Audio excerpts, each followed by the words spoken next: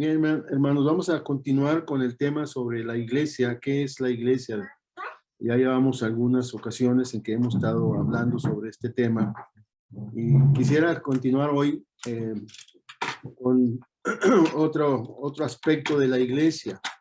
Solo como recordatorio, hemos dicho constantemente que la iglesia es un término, o iglesia es un término dirigido simplemente a la asamblea, a la reunión, a la congregación. Y era un término común en los tiempos del primer siglo, puesto que uno de los idiomas que dominaba hasta cierto sentido la comunicación entre los pobladores de la tierra de Israel también era griego. Y este término griego se utilizaba mucho para algunas otras actividades que no tenían que ver con la iglesia, pero el término se adoptó para los creyentes. Así que encontramos en las cartas del Nuevo Testamento constantemente el término de la iglesia, refiriéndose ya no solamente al grupo inicial, donde estaban los apóstoles y otros más, sino prácticamente a partir de Hechos capítulo 2, donde sabemos que vino la conversión de un gran número de personas cuyas características ya hemos mencionado. De sus actividades iniciales y bueno, posteriormente la extensión de la iglesia hacia otros lugares fuera de Jerusalén, como el Señor Jesús lo dijo, fuera de Samaria, fuera de Israel, hacia la parte de Europa, hacia la parte de Asia Menor y otros lugares. Es decir, todos esos lugares donde había posibilidades de llegar y probablemente muchos otros lugares que no necesariamente sabemos de ello en las escrituras, pero sí que seguramente llegó el evangelio a muchos lugares a través de la diríamos, primero por la iniciativa y segundo también por la expulsión de muchos de los creyentes, por la persecución que se generó en los días de la primera iglesia. Ahora, con relación a cómo se dirigía la iglesia, cómo se distribuían las actividades, cómo se generaban diríamos, las decisiones de la iglesia en el primer siglo, podríamos decir que en los primeros años, pues no había probablemente mucho problema para saber que estaban bajo la dirección en algún sentido, bajo el cuidado espiritual y también de la enseñanza de los apóstoles. Tan es así que en Hechos capítulo 2 se menciona la doctrina de los apóstoles, así se menciona como la práctica de la enseñanza en los primeros días de la iglesia. Sin embargo, conforme fue creciendo el testimonio del evangelio y fueron, por lo tanto, levantándose más iglesias o más grupos o más comunidad o más asambleas, más congregaciones, especialmente las foráneas o lo que se podría considerar foráneas hablando de Israel.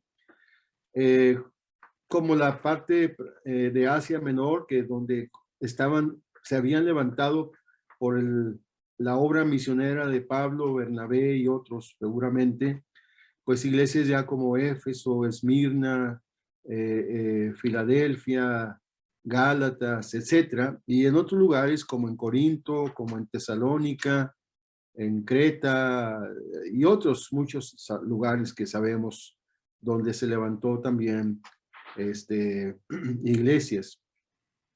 ¿Qué había en esos lugares con relación a la influencia de los apóstoles? Porque los apóstoles pues no podían estar ya en todos los lugares a la vez, donde se podían encargar del cuidado espiritual y la sana enseñanza de la doctrina o de la enseñanza del Señor Jesucristo. Así que empezó a haber la necesidad de que conforme se iban estableciendo iglesias en cada lugar, pues también había la necesidad de darle orden a la iglesia. En principio, aún los apóstoles y aún la primera iglesia y aún nosotros hoy en día, pues obviamente dependemos de la obra del Espíritu Santo. Es decir, al final es el Espíritu Santo quien ejerce en la iglesia el orden y la armonía que necesitamos para, como iglesia, cumplir dos propósitos que habíamos mencionado anteriormente. No sé si lo recuerdan, pero uno de ellos era el testimonio del evangelio, es decir, que siguiera habiendo una expansión del evangelio hacia otros lados, hacia otros lugares, hacia otras regiones, hacia otros países, etcétera. ¿Y quién va a hacer esa expansión? Bueno, pues Dios va a usar a los creyentes. Dios va a usar a los miembros de la iglesia para la expansión del evangelio. Dios no usa de manera individual, sino Dios usa la iglesia aun cuando los que salen de manera individual, como fue en el caso de Pablo y Bernabé. Es decir, Dios pidió a la iglesia que les apartaran a Pablo y Bernabé, porque Él los mandaría, los usaría para la expansión del evangelio, y fue en conformidad con la iglesia. Y eso es muy importante porque la iglesia realmente no es una persona, la iglesia es el grupo, la comunidad de personas que habiendo escuchado el evangelio y habiendo creído en él, fueron sellados por el Espíritu de Dios, reconocidos y conocidos por Dios, pero también por el testimonio hacia los ojos de la iglesia, es decir, nosotros. Nosotros podemos entender la conversión de una persona por el testimonio hablado, la confesión pública de su fe. El Espíritu de Dios, por supuesto, conoce más, mucho más que nosotros. Y Él entiende y Él sabe si realmente esa persona es verdadera creyente o no. Él es el que determina al final eso. Nosotros lo que podemos ver es la forma externa de vida. Lo que Dios ve es el corazón y la verdadera situación de cada persona en particular.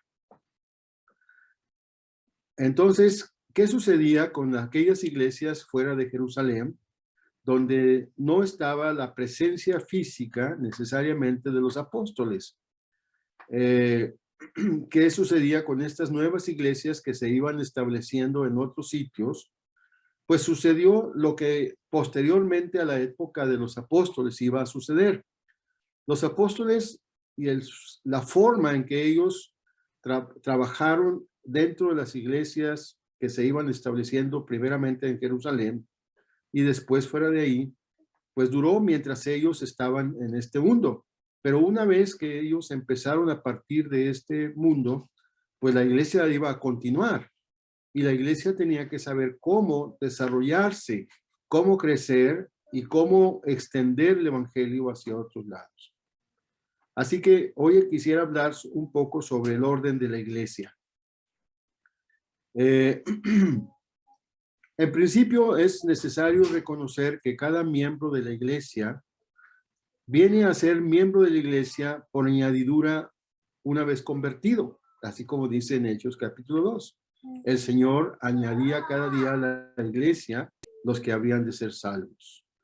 Esa es la parte visible del cuerpo de Cristo, las personas que hemos dado testimonio de haber creído la verdad, de haber creído el evangelio, de haber nacido de nuevo.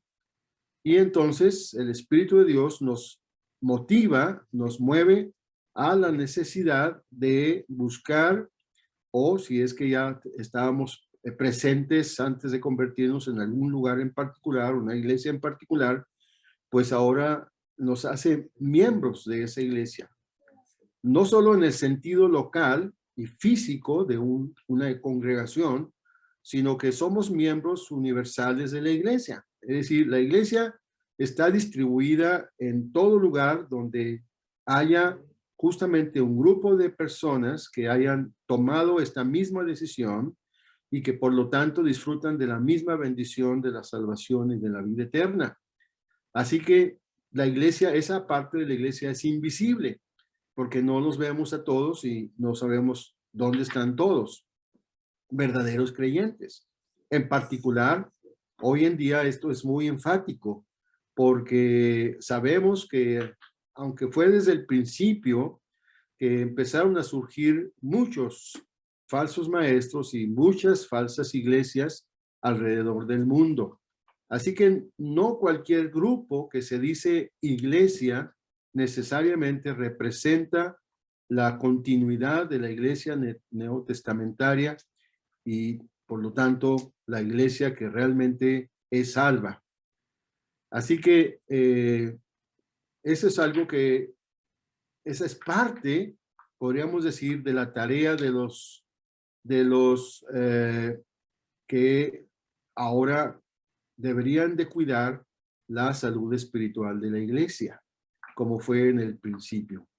Y esto nos lleva a el establecimiento de los dones, pero también de las, diríamos, encargos por parte del Espíritu de Dios ante la iglesia. Y quisiera que viéramos en principio un pasaje en Efesios capítulo 4. Efesios capítulo 4, que nos dice lo siguiente, especialmente en capítulo 4, versículo 3. Solícitos en guardar la unidad del espíritu en el vínculo de la paz. En principio se cumple aquella oración que el Señor hizo en forma particular por los creyentes en relación a la unidad del espíritu, pidiendo que sean uno como el Padre, el Hijo. Y esto es parte justamente del cuidado que se debe de dar en la iglesia. La unidad en el espíritu, porque todos fuimos renacidos por el Espíritu de Dios. Y es Él el que conforma o el que hace posible esa unidad de personas que aún con trasfondos y creencias distintas hemos llegado a comprender la verdad, a entender la verdad y a creer en la verdad manifestada por el Evangelio según las Escrituras. Como fuisteis también, en el versículo, 4, un cuerpo y un espíritu, como fuisteis también llamados en una misma esperanza de vuestra vocación. La unidad se da por el reconocer que todos vinimos de la misma manera. Nadie es salvo si es salvo, nadie es salvo de una manera diferente al verdadero salvo según el Evangelio. Todos tuvimos que haber venido a Cristo para ser salvados. Todos tuvimos que haber creído en Cristo y en la obra que Cristo hizo en la cruz para ser salvados. Todos hemos tenido que reconocer nuestra necesidad y nuestro pecado para ser perdonados. Es decir, el evangelio que escuchamos en las diferentes ocasiones, cada uno y cómo se convirtió a Cristo, pues fue distinto a la forma, pero el mensaje fue el mismo. Y por lo tanto la fe es la misma. Y por lo tanto el nuevo nacimiento es el mismo. Y eso es lo primero que hay que reconocer para que se mantenga no solo la sana enseñanza del evangelio y de la escritura en la iglesia, sino además el recordar que nadie, absolutamente nadie, llegó de una manera distinta, como si hubiese sido una persona especial. Todos vinimos igual, todos. Si somos salvos, así vinimos todos. Entonces, no podríamos menospreciar absolutamente a nadie. No podríamos de ninguna manera pensar que somos más que alguien más. No tenemos absolutamente nada en nosotros que nos haga distintos en ese sentido. Y es la única forma en que la iglesia realmente mantiene la unidad. No podemos traer las actitudes del mundo dentro de la iglesia en el sentido de preferencias. Eso no se puede hacer en la iglesia. Porque entonces diríamos que trataríamos a lo mejor de conformar a Dios a ser como nosotros. pensamos y somos. Dios no hace eso. Dios tenía un plan y dentro de ese plan está la iglesia. Un Dios y Padre, por lo tanto, de todos, el cual es sobre todos y por todos y en todos. Entonces, una fe, un Señor, un bautismo, un Padre, un Espíritu, igual. Esto nos lleva a pensar en la iglesia como una unidad donde no existe jerarquía. Es decir, no tenemos realmente dentro de la iglesia jerarquías. No hay una enseñanza en las escrituras que hable de jerarquías dentro de la iglesia. Habla de dones, habla de ministerios, habla de actividades, habla de responsabilidades, habla de encargos, pero no hay jerarquías de ninguna clase dentro de esas, diríamos, desarrollos de actividad para la edificación de la iglesia. No hay tal cosa, no hay que uno sea más que el otro, no hay que uno sea menos que los demás. En la iglesia, en realidad, es conforme al plan de Dios, encontramos unidad y la responsabilidad de salvaguardar esa unidad, en principio, pues obviamente es del Espíritu de Dios.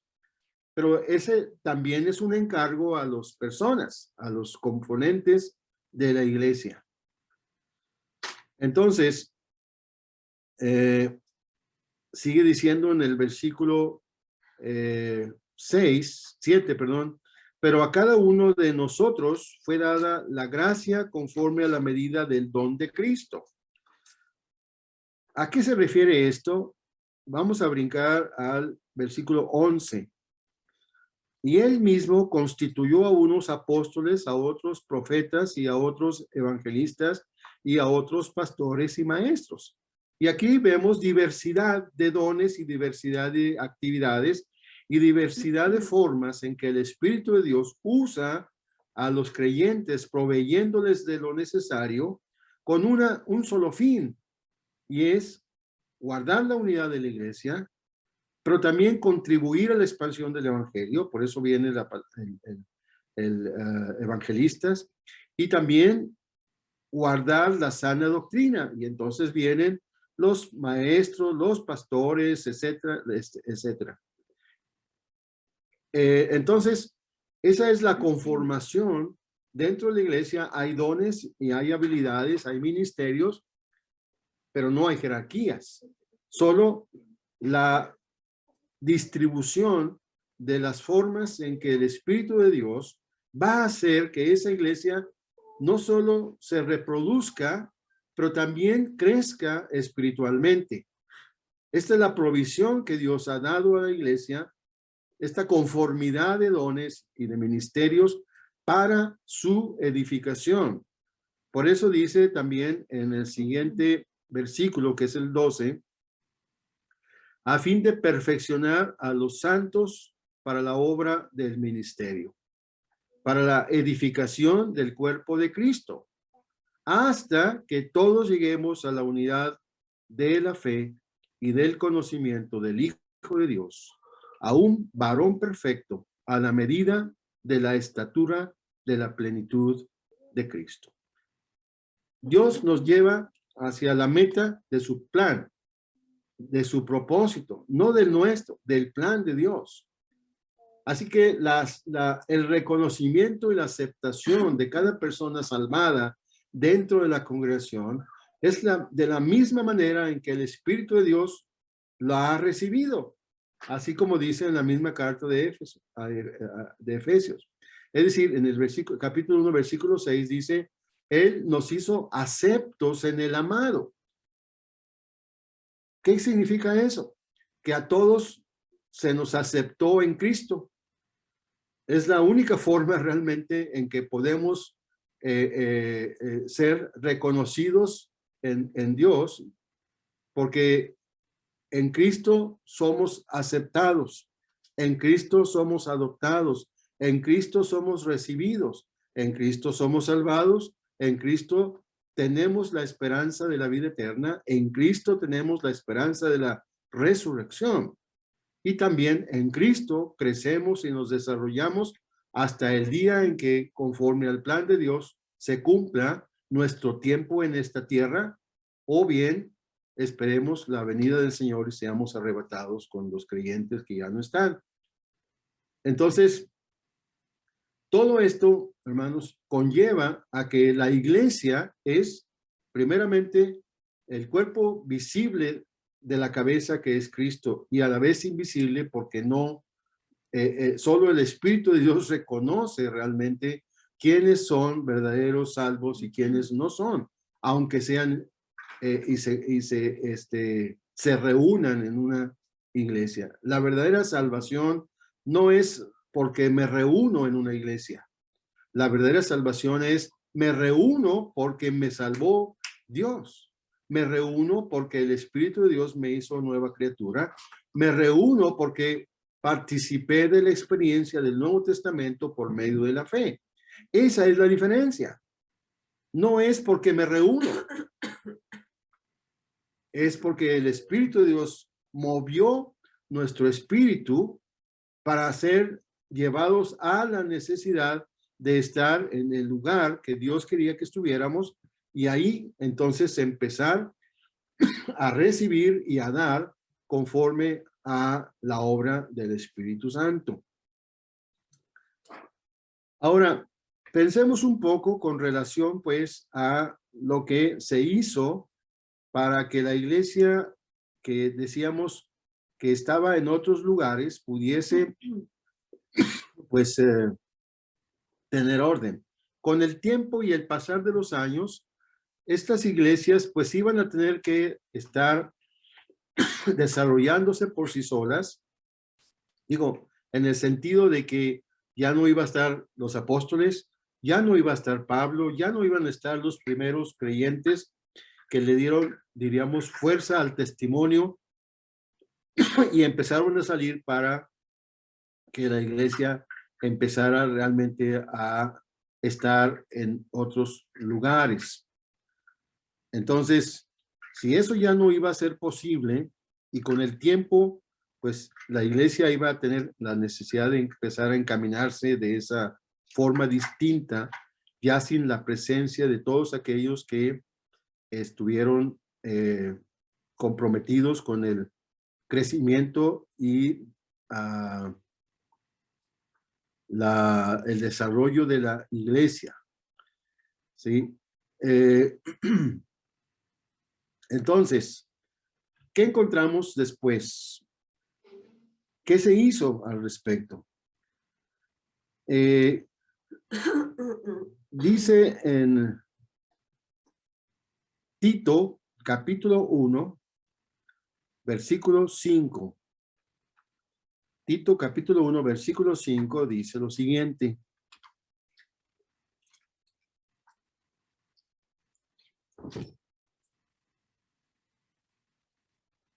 Por esta causa te dejé en Creta.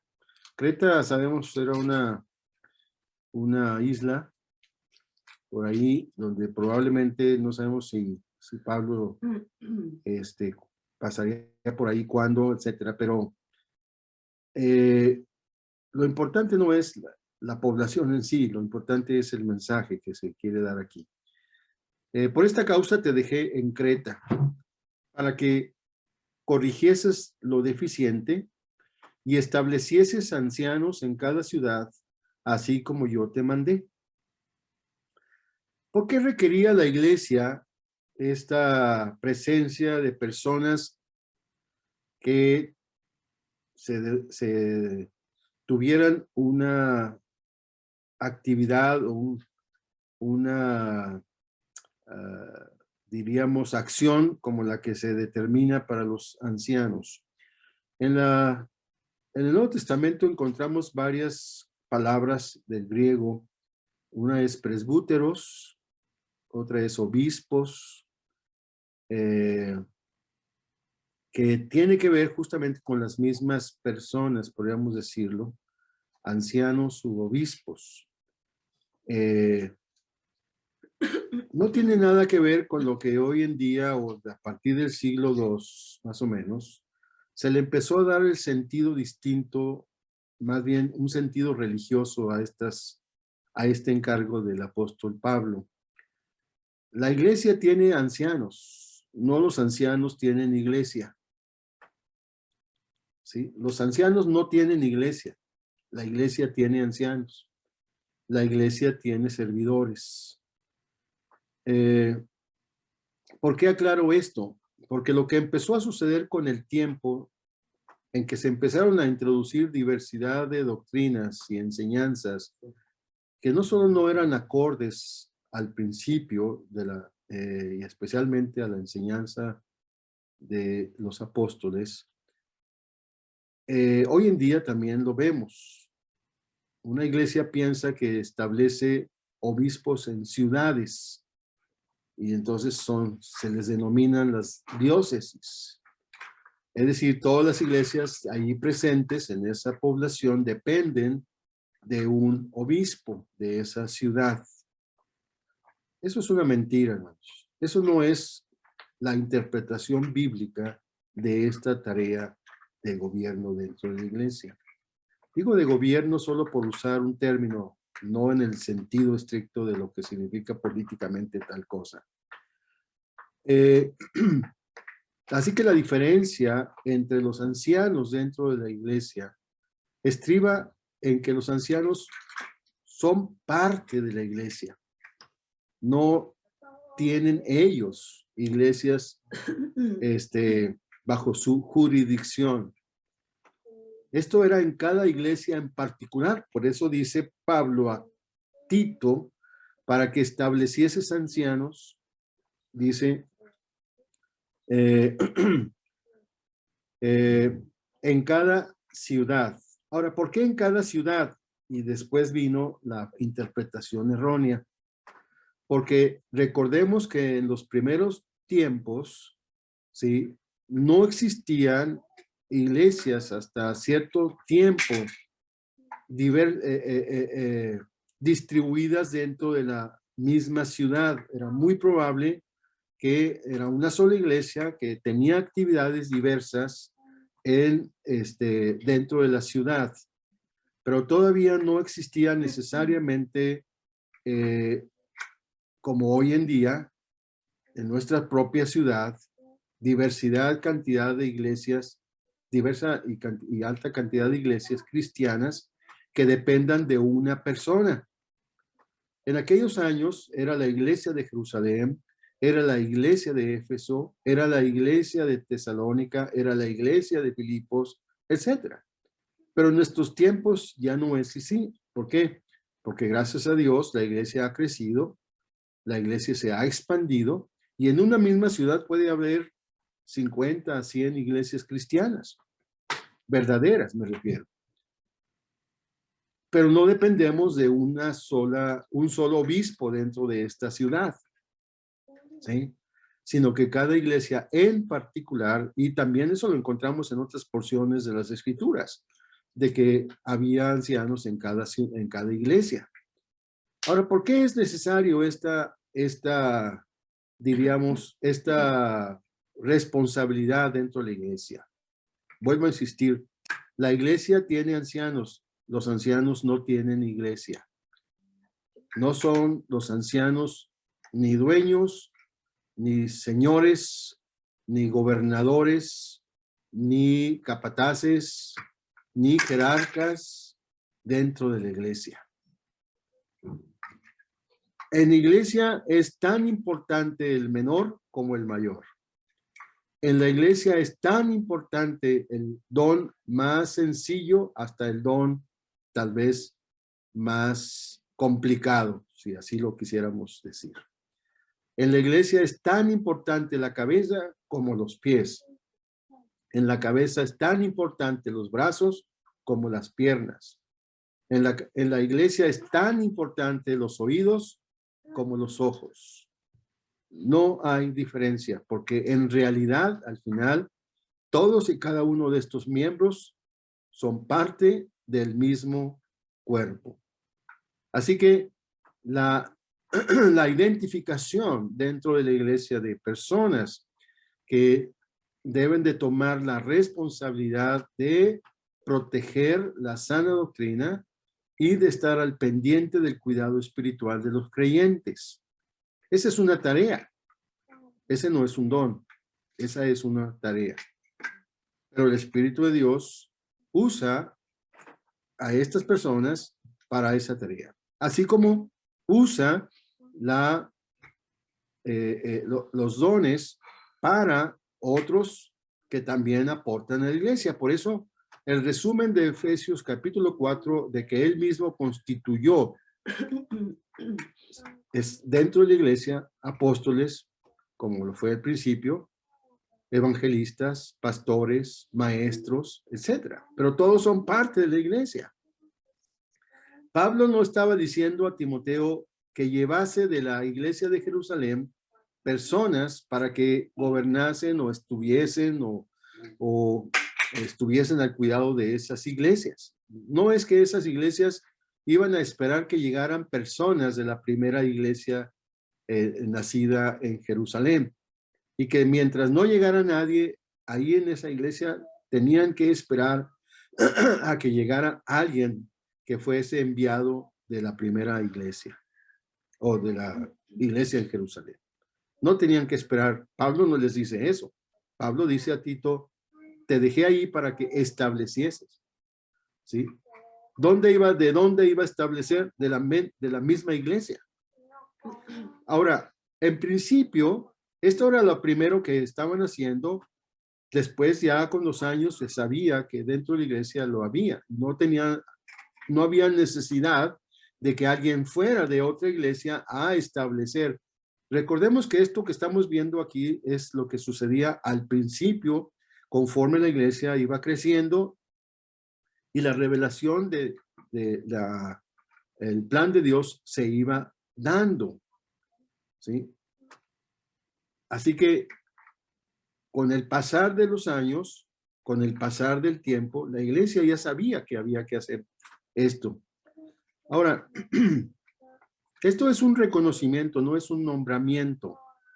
La iglesia no hace nombramientos, ¿sí? La iglesia no hace elecciones para hacer nombramientos y por lo tanto ceremonias de nombramientos dentro de ella. ¿Qué es realmente la actividad de los ancianos dentro de la iglesia?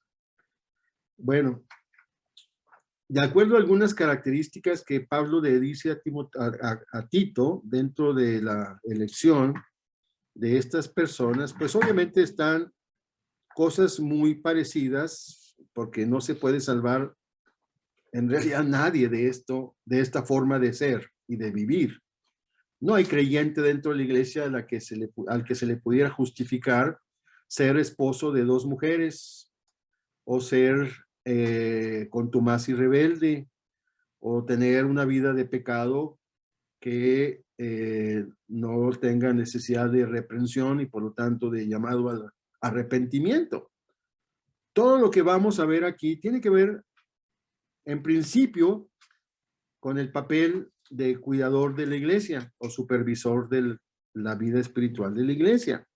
Pero no hay creyente que escape de esos mismos requerimientos. Esto tiene que ver con la santidad de vida de los creyentes. Dice en el versículo 6, el que fuere irreprensible, marido de una sola mujer, y tenga hijos creyentes que no estén acusados de disolución ni de rebeldía. Porque es necesario que el obispo o anciano, si traducimos al español, sea irreprensible como administrador de Dios. El anciano es eso, administra. No es dueño de la empresa, administra.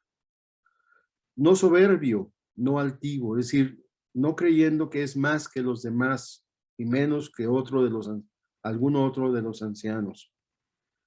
No iracundo, es decir, no fácil de salirse de sus cabales, por así decirlo, ¿no? No dado al vino, no borracho, no pendenciero, no codicioso de ganancias deshonestas. Si dijésemos que este patrón de vida fuese exclusivamente de los ancianos o de los obispos, entonces lo que estaríamos diciendo es que fuera de ellos, otro creyente puede ser o tiene permisividad de ser algo distinto a esto. Pues no tiene. Esto es una descripción también de vida santa. Y esta es una descripción de buen testimonio, en otras palabras. No es que esto sea una conducta exclusiva de los obispos o los ancianos y que los demás que no tengan esa tarea dentro de la iglesia, pues no tienen problemas en ser distintos a las descripciones de santidad que aquí se mencionan. En realidad todos son. Pero la diferencia estriba en que la razón por la que alguien es reconocido obispo o anciano dentro de la iglesia es justamente el testimonio. Así que, aunque si bien ningún miembro de la iglesia escapa de esta forma de vida y de este carácter de vida, es particularmente importante en el que se supone que recibe el encargo del Señor para el cuidado espiritual de la iglesia. Solamente es como algo sobresaliente, importante para esa tarea, pero que no demerita la vida de ninguno de los creyentes. Todos debemos ser así. Si soy casado, pues ser casado con una sola mujer. No dado al vino, no dado a la soberbia, no dado a la ira, menos tampoco pues obtener ganancias a través de mi labor dentro de la iglesia. Así que es particularmente importante este testimonio para quienes creen que han recibido de parte del Señor el llamado para esta tarea de supervisor dentro de la iglesia, pero la cualidad de vida es en realidad para todos los creyentes. Así que no habría ninguna razón para pensar en juzgar la vida espiritual de estas personas pensando que, bueno, pero es que como yo no soy anciano de la iglesia, yo sí tengo permiso para lo demás. Eso sería un error y sería una mentira tal cosa.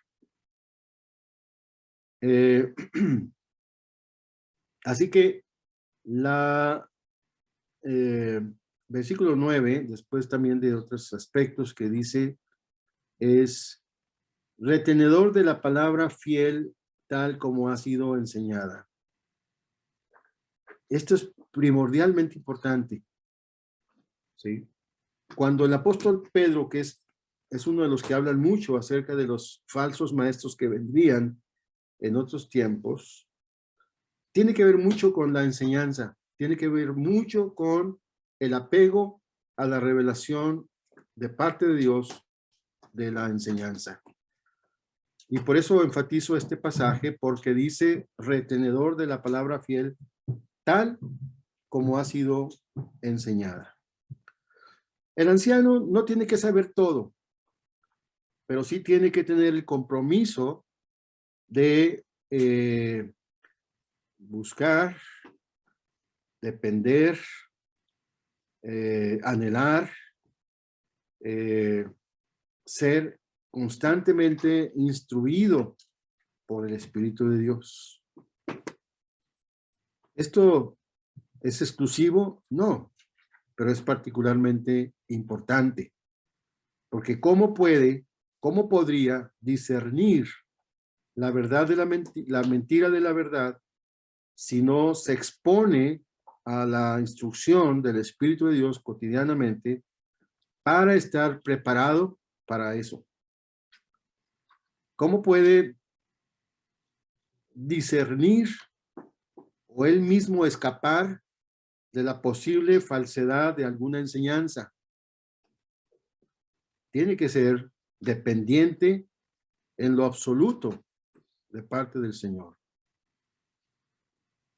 Si hay una motivación para la lectura cotidiana de la Biblia, y como luego hablamos de que la lectura de la Biblia en un año, solo por pensar que, bueno, pues en un año probablemente se pueda ser capaz de leer toda la escritura de página a página, pues aunque si bien es una tarea y es una necesidad de cada creyente, particularmente del anciano, debería de ser una tarea.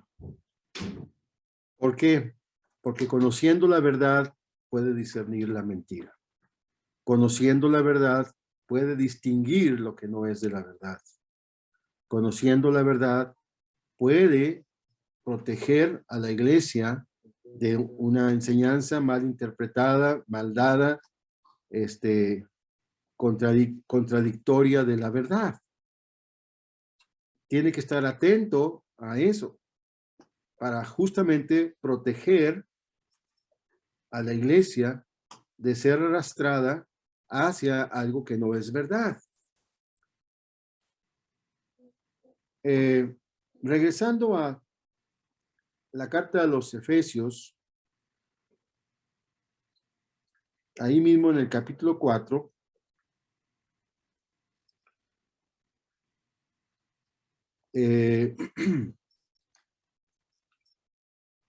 seguiríamos prácticamente leyendo parte de lo que vimos, que dice, perdón, cuando dice en el versículo 14,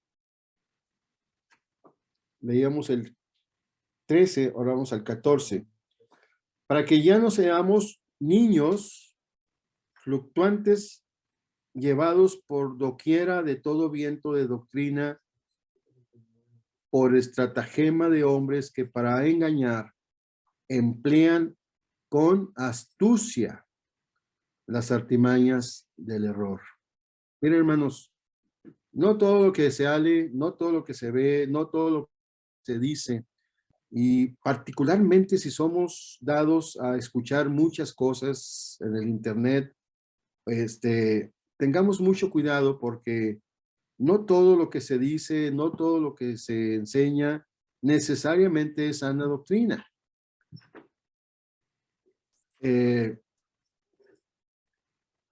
Y dice, además, para que ya no seamos niños fluctuantes.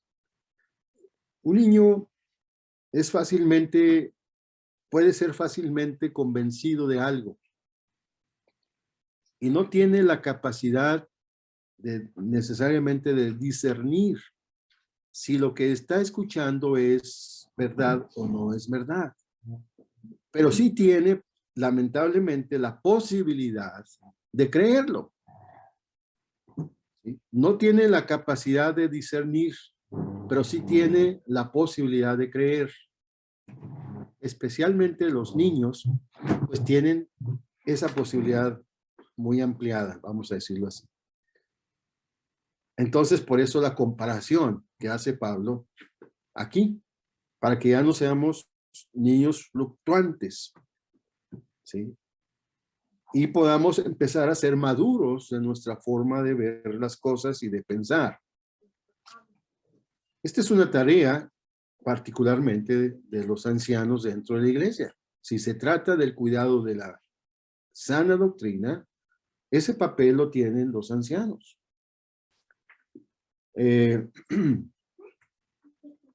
¿Por qué? Porque esa es la tarea. Esa es la tarea.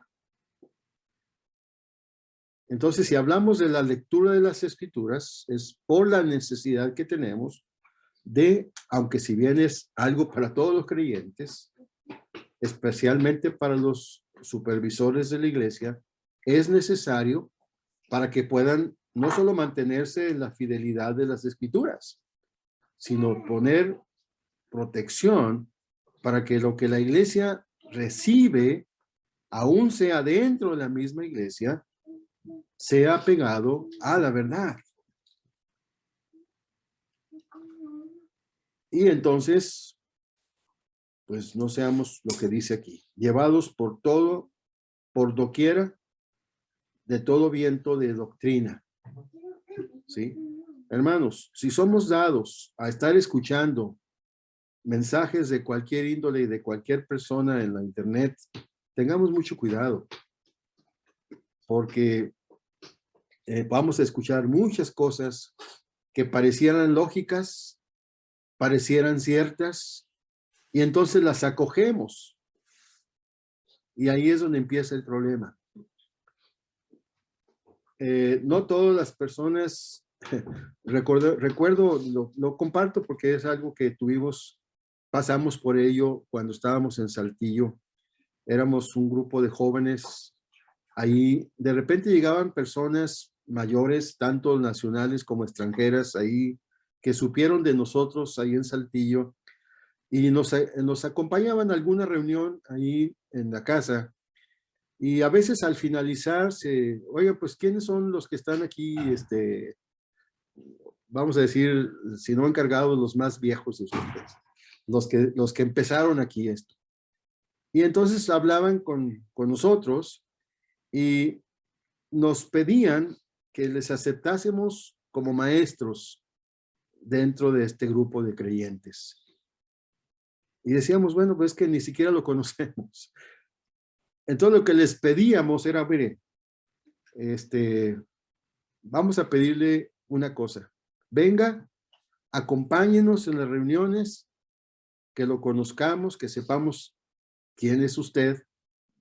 ¿Y qué le parece si entonces conforme a eso podemos ir dando espacio a la enseñanza, que alguna ocasión quiera participar? En la mayoría de las veces que eso sucedió, no regresaron más. O sea, querían llegar y tomar a este grupo de creyentes nuevos y ponerse en el espacio de alguien que venía a enseñarnos. Y lo que nosotros le decíamos era eso. ¿Qué le parece si nos acompaña en las reuniones, escucha lo que enseñamos, participa con nosotros y estaremos viendo si hay posibilidades de invitarle a enseñar algo? Y eso no les gustaba, pero era la mejor manera de poder nosotros defender, proteger en ese momento la enseñanza. Porque no los conocíamos, aunque vinieran de donde vinieran, y vinieran con el nombramiento o autonombramiento de misioneros o lo que fuera, no importa. Y entonces, en muchas ocasiones, estas personas no regresaban a reunirse ahí con nosotros. Si no les aceptábamos desde un principio con ese nombramiento o con esa capacidad o con esa tarea o ese pensamiento que ellos tenían, pues simplemente ya no regresaban. Y yo no recuerdo más que un matrimonio tal vez que estuvo regresando cada año, y aquí lo conocieron en Torreón también. Venían en su camionetita, en su tráiler, y sí duraron un tiempo acompañando a los hermanos, aún después incluso de que nosotros regresamos a Torreón. Pero hermanos, esa es parte de esa tarea de los creyentes que están fungiendo como el liderazgo dentro de la iglesia. ¿A quién se tienen entonces que acercar los creyentes para cualquier asunto que tuviera que ver con ese cuidado? Pues se supone que a estas personas que están realizando esa tarea dentro de la iglesia. Ahora, ¿son exclusivos durante los años de vida que tengan para que nadie más entre a ese grupo? No. Eso lo hace el Espíritu de Dios, no lo hacemos nosotros. No podemos decir, no, ya somos 2 o somos 3 o somos 4, y ya no hay lugar para nadie hasta que uno de nosotros parta. Y entonces se quede un hueco ahí. No, no es un asunto de cuántos tienen que ser, pero les voy a decir que mínimamente deben de ser 2, por una razón importante, porque habla de ancianos, no habla de un anciano. Con el tiempo, sucedió otra cosa dentro de la iglesia que hoy ha dominado, o desde hace algunos años, ha dominado el funcionamiento de las iglesias. Y es el llamado, hace algunos años estuve revisando ese tema porque cuando a mí alguien llegaba y me decía que si yo creía en la cuestión de los institutos bíblicos, y yo decía que yo no creía que era bueno ni malo. Cuando empecé a revisar desde cuándo se empieza a reconocer esta instalación de institutos bíblicos, llegué traté de ir más al fondo, ¿dónde surgió este asunto de los institutos bíblicos? Y lo que pude encontrar en esa ocasión, al hacer un seguimiento, fue la buena intención que se tuvo de parte de un grupo de creyentes de un espacio donde se profundizara en el estudio de las escrituras y en cierto sentido se dedicara un tiempo, un año, 2 años, lo que fuera, a la profundización exclusiva del conocimiento de las escrituras. Pero esas personas que empezaron lo que podríamos decir tal vez lo que sería el inicio de los llamados institutos bíblicos, la única intención que había era eso, dedicarse de manera, diríamos, plena, completa o lo que fuera, al estudio de las escrituras. Pero nunca hubo inicialmente la idea de las graduaciones y que mucho menos en la idea de que cada persona que terminaba su curso dentro de estas instituciones saliera con la idea de llevar un título y se presentara en cualquier iglesia a decir, miren, pues yo soy el pastor X, porque me dieron el título de pastor. Eso lo da el Espíritu de Dios, no los hombres. En Efesios dice que Él constituyó apóstoles, profetas, evangelistas, pastores, maestros, y no había institutos bíblicos. Y no hay necesidad de un instituto bíblico para esto.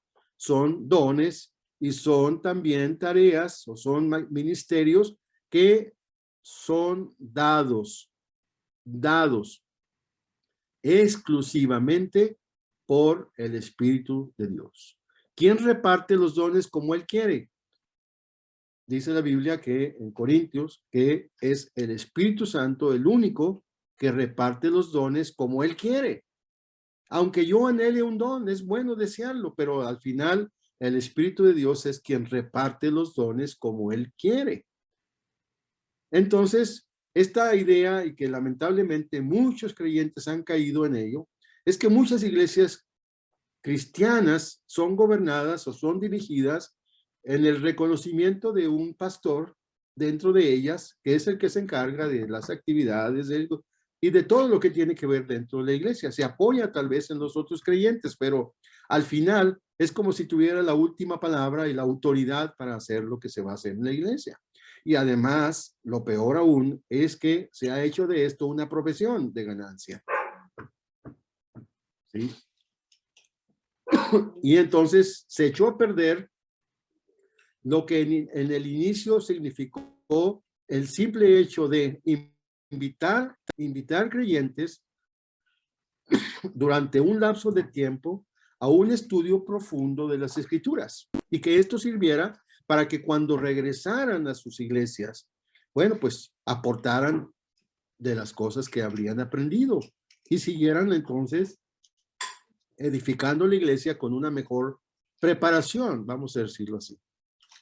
Ahora, para eso no necesito ir a un instituto bíblico, lo puedo hacer cada día. Pero bueno, de esa forma fue como se empezaron a conformar estos lugares o llamados institutos bíblicos. Pero los institutos bíblicos no son el Espíritu Santo. Los institutos bíblicos no pueden dar un título de maestro, un título de pastor, un título de evangelista, un título. insisto, lo que la Escritura dice es que es el Espíritu de Dios quien reparte dones y ministerios, no una institución humana, cuya finalidad inicial era muy buena. Si esa es la tarea.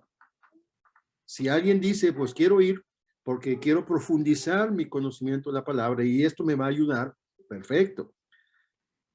Sí, pero el problema es que se le empezó a dar esa idea de salir y entonces llegar a cualquier iglesia a dirigirla porque había salido de un instituto bíblico. Y muchos dicen del pastor de la iglesia, del pastor de la iglesia o del pastor de la iglesia X. Y esa es la razón por la que nosotros no hacemos tal cosa. Porque reconocemos que el único que reparte dones y ministerios es el Espíritu de Dios, que no es necesario estar en un instituto bíblico para esa tarea, puesto que el que prepara para toda buena obra es el Espíritu de Dios. ¿Sí? Que es sano y es bueno y es saludable, y si se tiene también la oportunidad de dedicar 1 año, 2 años exclusivamente, sin ninguna otra labor a la Escritura, perfecto. Pero no tener al final la idea de que puedo pastorear la iglesia porque estuve llevando un curso o estuve estudiando en un instituto bíblico. Tristemente eso se empezó a diseminar de una manera totalmente ajena a la que se tuvo al principio. Así que, hermanos, dentro de la iglesia y está la conformación de la distribución de dones, de ministerios, y entre ellos el de los obispos o ancianos dentro de la iglesia. Ahora,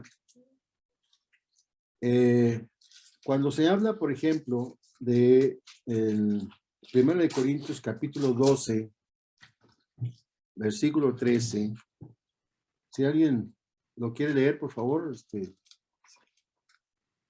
1 Corintios 12, 13. Porque por un solo espíritu fuimos todos bautizados en un cuerpo, sean judíos o griegos, sean esclavos o libres, y a todos se nos dio a beber de un mismo espíritu. Muy bien. Dentro de este cuidado de la iglesia, hermanos, pongo esto como un ejemplo, porque muchas iglesias, y hay que discernir eso, se establecen como iglesias que tienen ciertas tendencias doctrinales. Y aquí encontramos, si se fijan, varias cosas que me gustaría aclarar. A ver, Manuel, otra vez léelo, por favor. Porque por un solo espíritu fuimos todos bautizados en un cuerpo, Bien, sean ¿cómo? judíos. Perdón, vamos a parar tantito ahí. Porque por un mismo espíritu fuimos todos, ¿qué dice? Bautizados en un mismo cuerpo.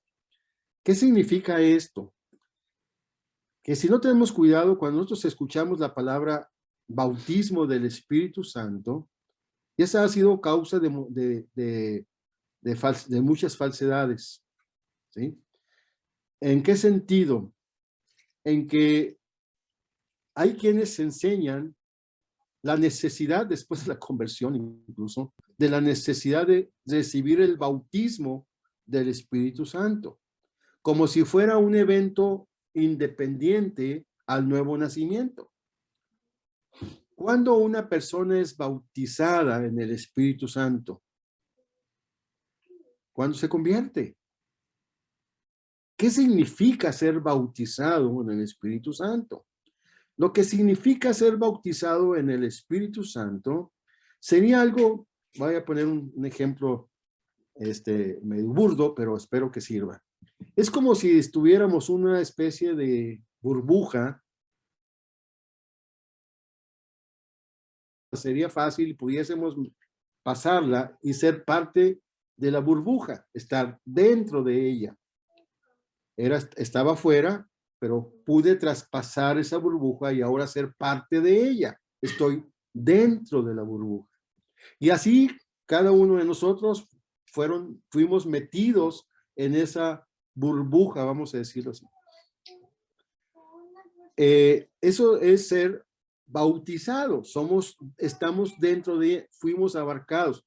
cuando somos bautizados en el agua, somos sumergidos y formamos parte del agua, por así decirlo. Lo que se hace visible es el agua, mientras estamos dentro del agua.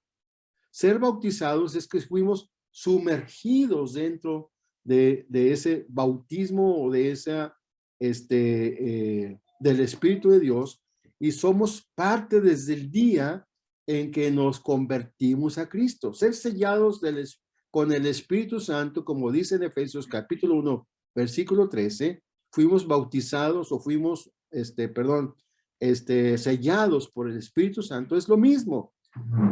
¿Sí? Una persona salvada es sellada por el Espíritu Santo. Una persona salvada es bautizada por el Espíritu Santo porque es envuelta por el Espíritu Santo.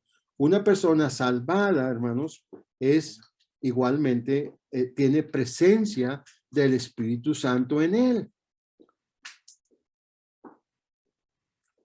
Así que desde el día en que cada uno de nosotros creímos en Cristo y fuimos hechos salvos, fuimos envueltos, fuimos bautizados, fuimos agregados por el mismo Espíritu de Dios. Si quieres seguirlo leyendo, Manuel, por favor. Por un solo espíritu fuimos todos bautizados en un cuerpo, sean judíos o griegos, sean esclavos o libres, y a todos se nos dio a beber de un mismo espíritu. Así es. Donde la diversidad de personas que somos, donde la diversidad de trasfondos religiosos incluso que teníamos, ya no importa. Ahora somos sumergidos en un mismo espíritu. Griegos, dice ahí, judíos, gentiles o no gentiles, etcétera, o judíos, etcétera. Todos fuimos o vinimos a ser conformados en un mismo cuerpo por el Espíritu de Dios. ¿Sí? El gobierno del Espíritu de Dios en la vida de una persona, ahora sí, eso hace la diferencia. Lleno, es decir, cuando encontramos otro término en las Escrituras, especialmente en Hebreos, en Hechos capítulo 6, donde voy a mencionarlo nada más, se habla de la elección de 6 o 7 personas, perdón, no me acuerdo bien el número, de servidores. ¿Para qué? Para las mesas. Y cuando van y dicen esto a los apóstoles, pues es necesario que haya personas que se dediquen al servicio, ¿sí? Y ahí ahora hablaríamos de otra palabra que se menciona en griego, que es el diácono, ¿sí? Pero que igualmente su servicio es tan importante como el de obispo, solo en otro sentido y en otra finalidad. ¿Para qué iban a ser elegidos estas personas? Para servir a las mesas, dice. Es decir, para servir a los hermanos, distribuir y llenar, cubrir necesidades dentro de la iglesia, etc. Dentro de ellos estaba Esteban y otros más, ¿sí? Pero ¿qué tenían que tener como cualidades estos hermanos? A lo mejor algunos ya lo están ahí buscando. En el capítulo 6 de Hechos, si alguno lo encontró ya antes que yo, pues porque yo lo estaba comentando nada más, no lo tengo abierto. Es un 7, hermano. Bueno, pues ahí ya lo tienes. A ver, léelo, por favor. ¿Del primero? ¿Para cuál? Donde habla sobre la elección. Sí.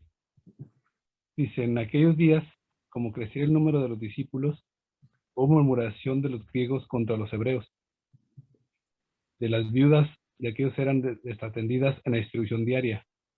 Entonces los 12 convocaron a la multitud de los discípulos y dijeron, no es justo que nosotros dejemos la palabra de Dios para servir a las mesas. Buscad, pues, hermanos, de entre vosotros a 7 varones de buen testimonio, llenos del Espíritu Santo y de sabiduría, a quienes encarguemos de este trabajo. Muy bien. Y nos perdón. Muy bien, hasta ahí.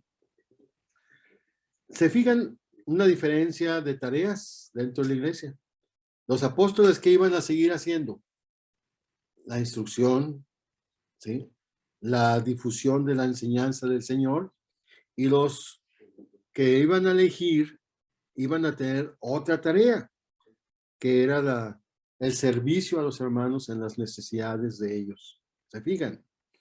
Aquí tenemos dos actividades distintas dentro de la misma iglesia, pero no significa que ni que eran de menor espiritualidad, no significa que eran de menor calidad de servicio, no significa nada de eso, solo son distintas tareas. Y aquí encontramos el término en el griego de los diáconos, ¿sí? Entonces, presbíteros o obispos, diáconos. Estos son solo dos ejemplos de la conformación de la iglesia y sus tareas y su edificación.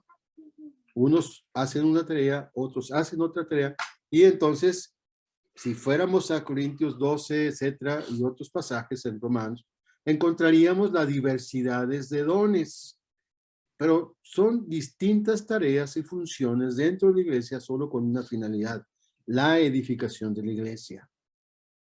Pero las cualidades de la vida son las mismas.